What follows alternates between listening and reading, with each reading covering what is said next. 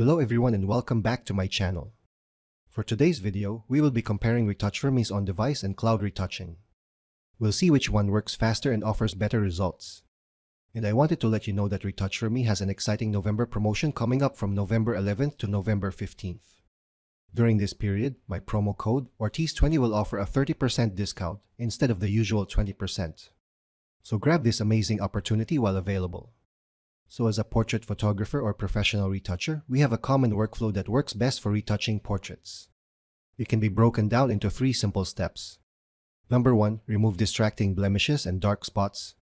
Number 2, skin smoothing. And number 3, skin tone correction and contouring. Other editing processes that I did not mention, such as eye cleaning, teeth whitening, and facial reshaping, are subjective and case-to-case basis.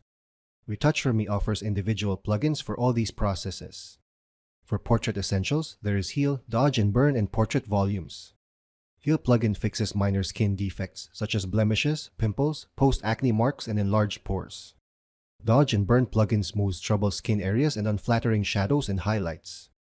Portrait Volumes plugin adds extra depth and dimension to portraits by lightening and darkening of different areas of the image. Then we have Perfect Skin plugins, Skin Tone, Skin Mask, and Mattifier. Skin Tone plugin evens out the skin tone by automatically identifying average skin tone and adjusting skin to that color. Skin Mask plugin selects skin in one click. Mattifier plugin automatically spots shiny skin areas on the face and fixes them. Now, what is the difference between on-device and cloud retouching? Cloud retouching is more convenient, faster, and automated. You can apply any plugins without going to Photoshop's filter menu. Also, you don't need to worry about the order in which you use the plugins, as the panel applies them in the best way possible. Cloud retouching is pay-per-image, using any number of plugins, and requires internet connection. On-device retouching works with individually purchased plugins, and the processing speed depends on the specifications of the computer but does not require internet connection, and you can edit as many images as you want, and you can even use batch processing. Here is a side-by-side comparison of on-device and cloud retouching for a better understanding. Just pause the video and read carefully. Okay, now that we've talked about their differences, let's see what they can do. Let's start with on-device retouching. Let's duplicate the layer by pressing Ctrl J. Then go to Filter, Retouch4Me, Retouch4Me Heal. Let's zoom in. As you can see, the plugin did an amazing job removing all the skin blemishes. Then we click Apply to go back. Then we duplicate the layer again and rename the first layer to Heal. Then we go back to Filter, Retouch4Me, select Retouch4Me Dodge and Burn. Let's increase the blend slider to about 140. And let's zoom in so we can see the effect. Okay, this looks great. Then we enable the soft light layer and click Apply. Then we change the blend mode to soft light.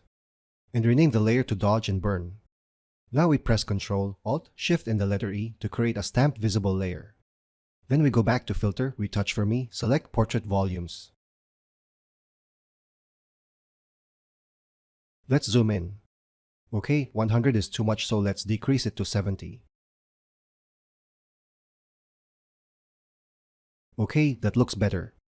Then we enable the soft light layer and click Apply. Then we change the blend mode to soft light.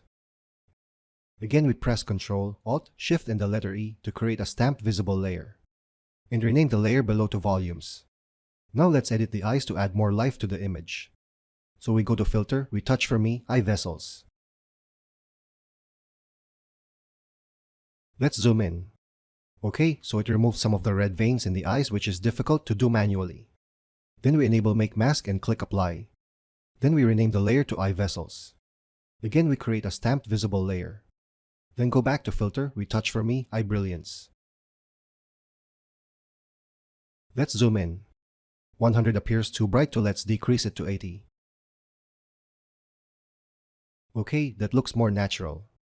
Again, we enable Make Mask and click Apply. Then rename the layer to Eye Brilliance. Again, we create a stamped visible layer. Then go back to Filter, Retouch4Me, Skin Tone. We can play around with the slider until we get the desired effect that we want. For this image, 20 is best. Then we enable the soft light layer and click Apply. Then we change the blend mode to soft light. Then rename the layer to Skin Tone. Again, we create a stamped visible layer for one last time. Then go to Filter, Retouch4Me, Mattifier. Let's zoom in. Let's go all the way to 100. Okay, that is too much, so let's put it back to the default 50, which I believe is enough.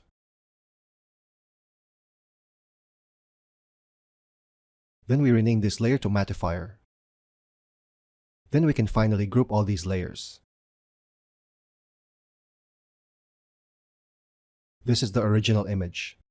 And this is with the Retouch4Me on device retouching. Before, after, before, after. Let's zoom in. Before, after, before, after. What do you think about the result? Leave a comment down below. Okay, now I will show you the cloud retouching. You can open the panel right here or go to Plugins, Retouch4Me Panel 1.37, Retouch4Me Panel. Then on the Cloud Retouch tab, let's enable Heal, Mattifier, Dodge and Burn, Portrait Volumes, Skin Tone, Eye Vessels, and Eye Brilliance. We can skip white teeth, fabric, and clean backdrop as they don't apply to this image. Then we click Retouch and agree to this notification.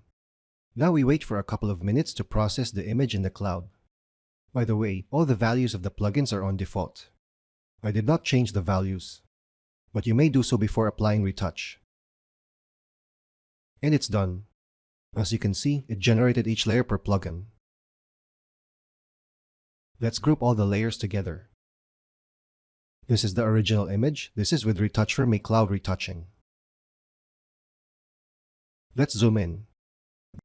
Before, after, before, after. What do you think about the result? Leave a comment down below. You can always change the opacity if you think the effect is too much, or you can click each layer to modify them according to your taste. So those are the on-device and cloud retouching options offered by Retouch4Me. In my opinion, both results look fantastic. It all boils down to personal preference, budget, and possibly the computer you are using. If I'm on a budget and my computer is not that powerful, I would go for cloud retouching. But if I had the budget and I have a capable computer, I would go for on-device retouching. That's it for today's video. I have a whole playlist about Retouch4Me videos. I'll post the link down in the video description. Again, use my coupon code Ortiz20 or click the link in the video description for a discounted price on the plugins. If you found this video helpful, please hit the like button. Subscribe for more Retouch4Me videos like this. And click the bell icon to enable notifications. I'll see you on my next video. Thank you for watching.